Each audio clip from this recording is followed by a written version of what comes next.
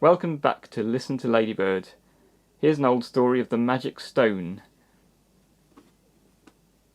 This was written quite a long time ago, so some of the language might be a bit different. But before we get into that, look at this amazing picture of a peacock and lots of butterflies. Quite something. This is based on a story called Stone Soup. And it's all about a tramp. Now, people don't use the term tramp very much nowadays. They often use traveller or homeless person.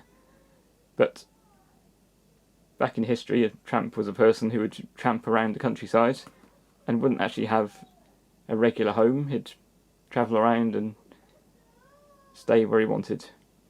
Or she. A tramp was out walking in the woods. The sun was going down and the tramp was getting tired, for he had walked all that day. There he is. "Oh, I must look for a house soon, so that I can stop for the night," he said to himself. He walked on, looking for a house as he went, but all he saw was tree after tree. There was not a house to be seen. Tramps are traditionally drawn with a walking stick and all their belongings tied up in a handkerchief, carrying it over their shoulder. The tramp was about to give up looking for a house and sleep by a tree for the night. Then he looked up and saw an old woman who was out looking for firewood. There she is. He was pleased to see her, and they stopped to talk.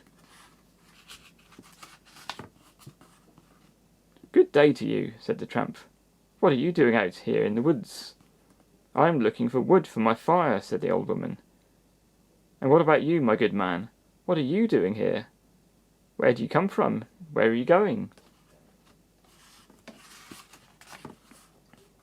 "I have been to see the world," said the tramp, "but now I am tired and I'm looking for a house, so that I can stop for the night. I've looked and looked, but I haven't seen a house all afternoon." "Ah, so that's what you want, is it?" said the old woman. "Then you will have to keep on looking. You can't come home with me, and there are no other houses here. You had better be off now, or night will come and you will have to sleep out here in the woods." Do you think that was unfriendly of the old woman, or do you think she's sensible not to let a stranger come and stay in her house? The tramp was not going to be put off. "You look like a kind woman," he said. "I know you will not let me sleep in the woods. Please take me home with you for one night. I'll be off again in the morning, and you will see no more of me." The tramp went on talking about this and that. Then the old woman said, "You can sleep at my house for one night, but I have no bed for you. You'll have to sleep in a chair." There's her house. The tramp thanked the old woman, and off they went. As they walked to the old woman's house, the tramp talked about all the things he had seen. Then he said how tired and hungry he was. "So you're hungry too, are you?" said the old woman. "But you mustn't think that I can give you a meal. I'm a poor old woman. I haven't eaten all day, and there isn't a thing to eat in my house. You will have to go to sleep hungry or keep on walking." They came to the old woman's house. The tramp looked at the garden and saw that the old woman was not as poor or as hungry as she said she was. She had turnips and onions in her garden, and a cow to give her milk. "This old woman is not as hungry as I am," said the tramp to himself. "I think I know how to make her give me a good meal." Look at all the onions and turnips. Can't see the cow. Ah, here's the cow.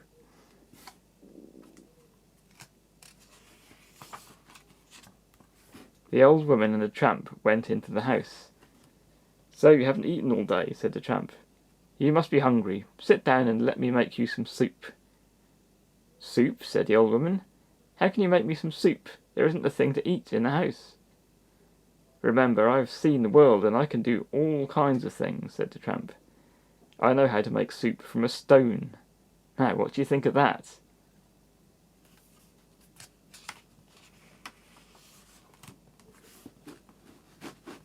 "Soup from a stone?" said the old woman. "This I must see. Will you let me look and see how you do it?" "It was kind of you to take me in for the night, so I will let you see how to make stone soup," said the tramp. The old woman pulled up a chair and looked on as the tramp put some water on the fire. Then he went out to get a stone from the garden. He put the stone into the water and began to stir. The old woman looked on.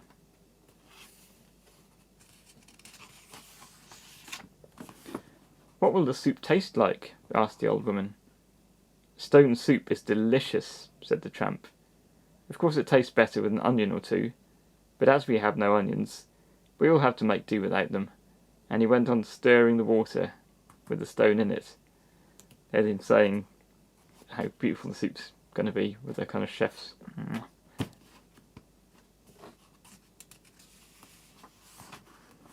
The old woman said, "I think I have some onions in my garden. I will go and have a look." Off she went to look, and soon she was back with 2 big onions, which she put into the water with the stone. The tramp stirred and stirred, and the old woman looked on.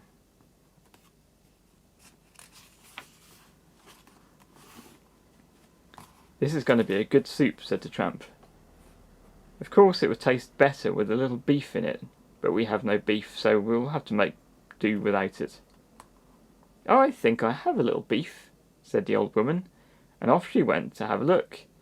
Soon she was back with some good red beef, which she put into the soup with the onions and the stone.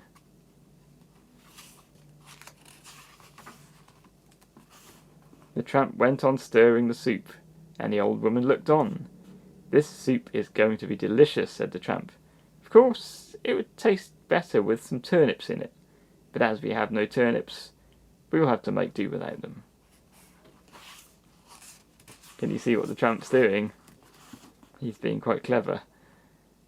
"What a good thing it is that I have some turnips in my garden," said the old woman, and off she went to get them. She pulled up 2 big turnips, and she put them in the soup with the beef, the onions, and the stone. The soup looked delicious, and the tramp went on stirring and stirring. The old woman looked on. Look at the owl. Must be late at night. By now the old woman was getting hungry. "That soup looks delicious," she said to the tramp. "Yes," said the tramp. "Of course it would be better with some barley in it, but as we have no barley, we will have to make do without it." "I think I have some barley," said the old woman, and off she went to have a look.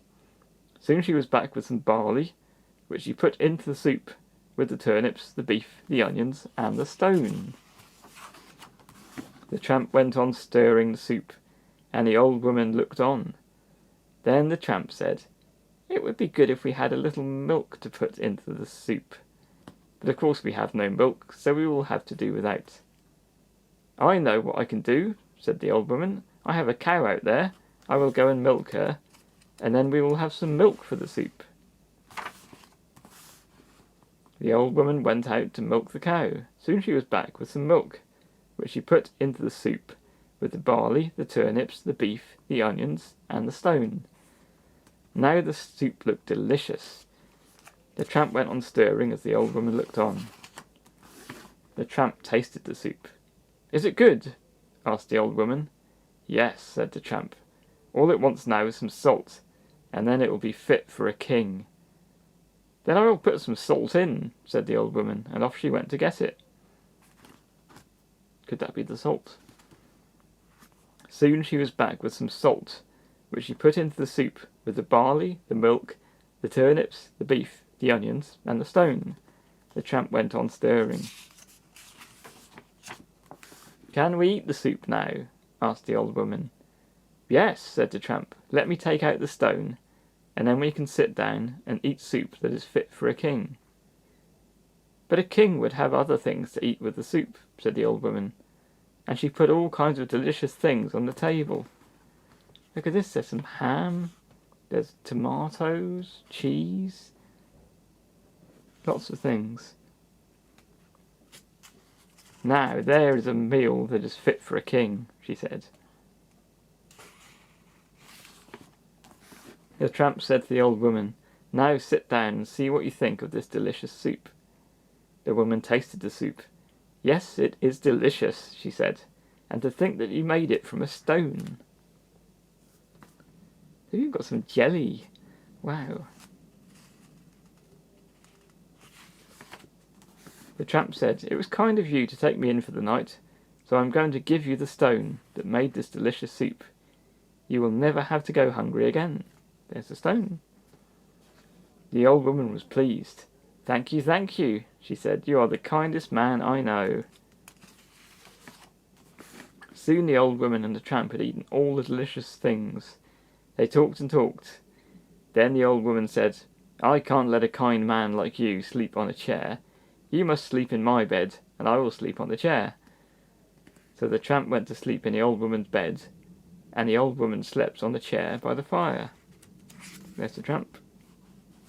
It's quite a bendy bed, isn't it? And there's a woman sleeping by the fire. There's some mice there eating the leftovers of the corn, I think. The next day the tramp thanked the old woman for letting him sleep at her house. "You mustn't thank me," said the old woman. "I'm the one that has to thank you, for now that I know how to make stone soup, I will never go hungry again. Do come and see me again some day, and I will make you some delicious stone soup." That cow looks like it knows something.